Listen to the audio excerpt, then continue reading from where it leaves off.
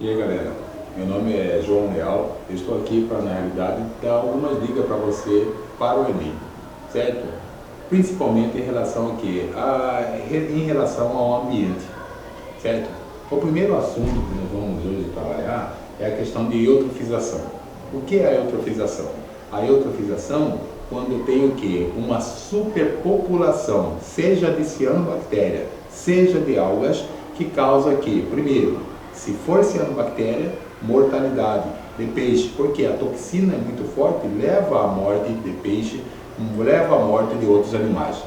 E no segundo local, na segunda hipótese, eu tenho aqui as algas, que faz com que ocorra redução de oxigênio no local. Então vamos acompanhar o processo de eutrofização aqui, para dar uma ideia para você do que seja esse processo.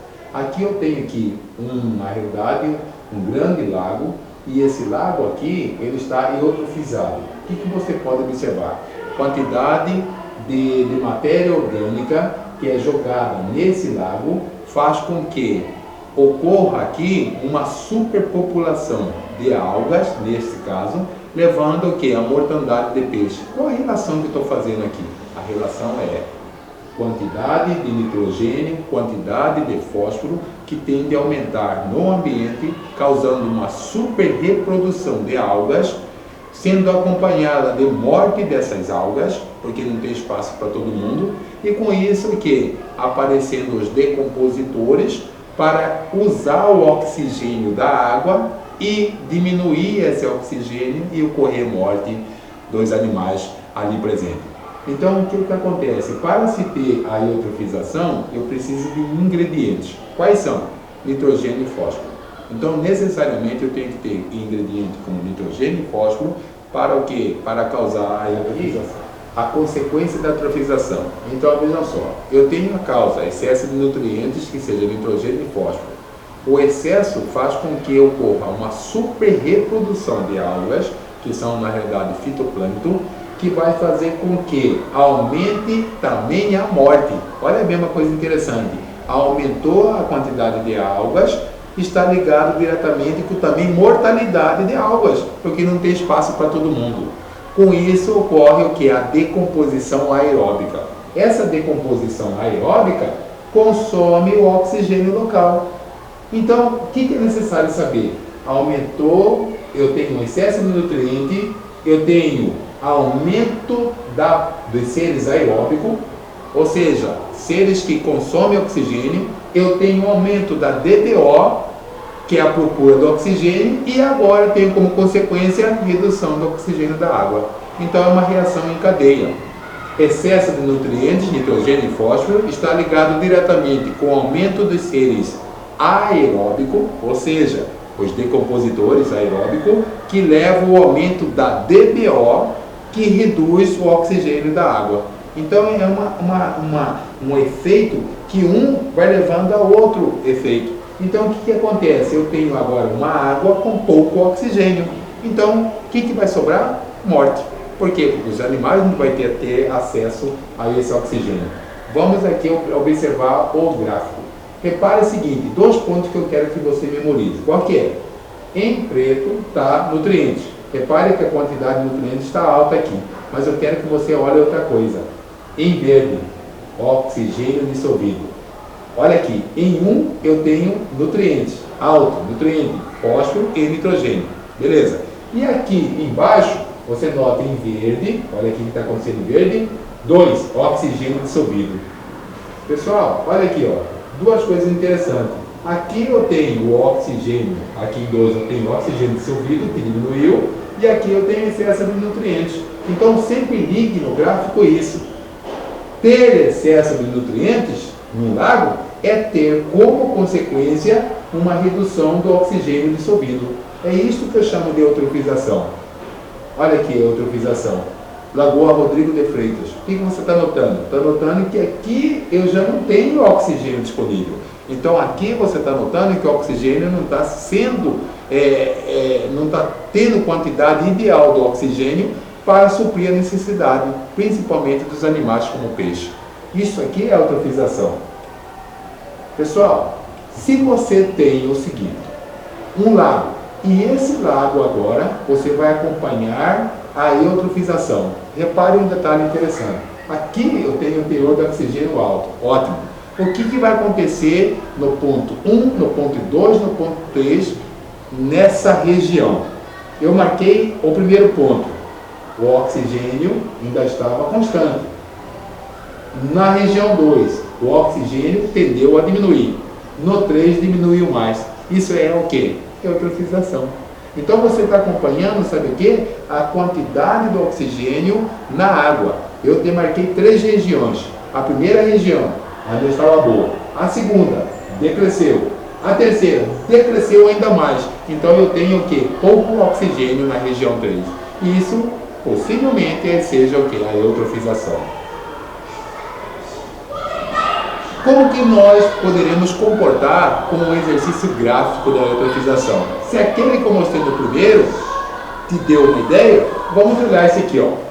O gráfico que representa o processo de eutrofização ocorrido na água desse lago está indicado pela seguinte letra. Vejam só, aqui eu tenho nutrientes, oxigênio dissolvido, organismo aeróbico, organismo anaeróbico. Eu falei para você memorizar só 2. Qual? Primeiro, nutrientes, grande quantidade, e o segundo, oxigênio dissolvido na água. Então, repare esse gráfico aqui. Repare que nesse gráfico, o 1 eu tenho muito nutriente, beleza? E o 2? O 2 você tem o oxigênio dissolvido. Ou seja, aqui eu tenho a eutrofização.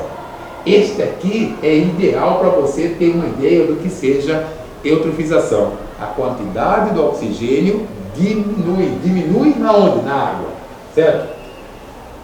Biocombustível. Imagine você tem um álcool que veio da cana-do-açúcar. Você agora tem um álcool que veio do petróleo. Eu tenho 2 carros. Um eu coloquei álcool da cana-do-açúcar e outro eu coloquei álcool que é derivado do petróleo.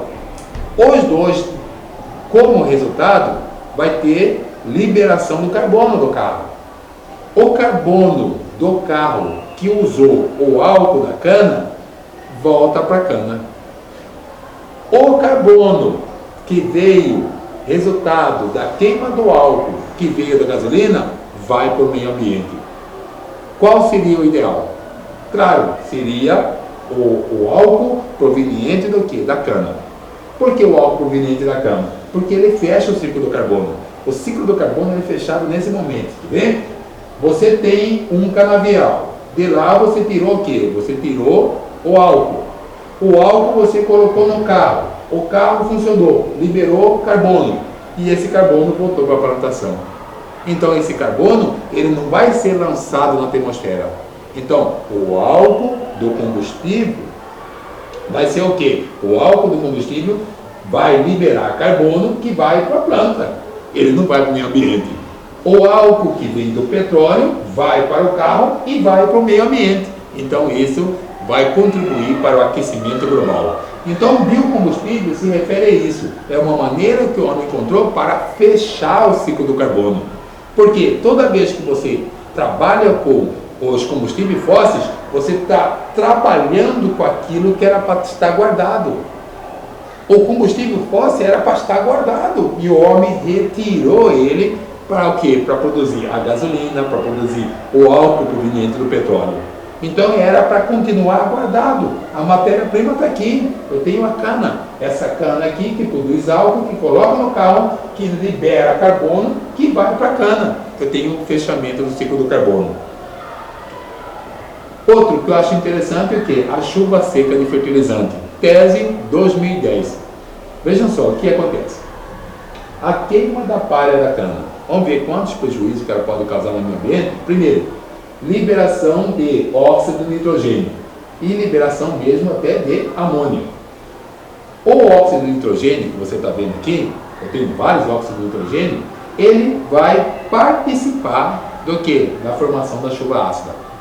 Então olha aqui, a queima da palha da cana tem tudo a ver com a contribuição para a chuva ácida.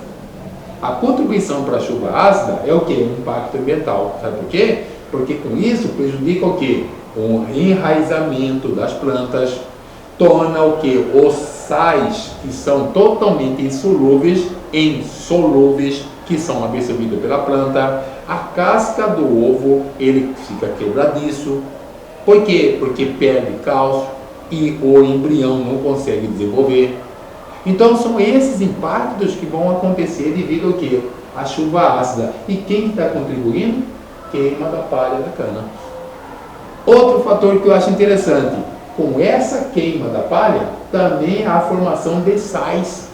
E esses sais, ele cai sobre o solo, formando a chuva seca de fertilizante. Por que chuva seca? Não tem água. Então, na realidade, essa chuva seca, quando cai, aqui está caindo sobre essa árvore. O pior é quando ela cai num lago. Nesse lago, ela tem nitrogênio. Ela induz uma reprodução exagerada de cianobactéria, que começa a liberar toxina na água. Essa toxina, quando o animal for beber aquela água, ele com certeza vai ter problemas. Por quê? Vai levar à morte. Então, essas toxinas, ela pode afetar tanto o sistema nervoso, como na realidade afetar o funcionamento do fígado do animal, porque ela pode ser neurotóxica e hepatotóxica. Então, olha aqui, ó, a queima da palha está envolvido com a contribuição do que? Da chuva ácida, está envolvida com uma chuva seca de fertilizante que não tem água, só sais, o nitrogênio cai no solo, e caindo na água vai trazer prejuízo para quê? Para os animais que consomem aquela água, por uma super reprodução de quê? De cianobactéria. Então é essa dica que eu tenho. São 3 que são importantes justamente para quê? Para você ter uma ideia da grandiosidade do Enem, ter um conhecimento do que está acontecendo ao redor de você, certo? Então, obrigado.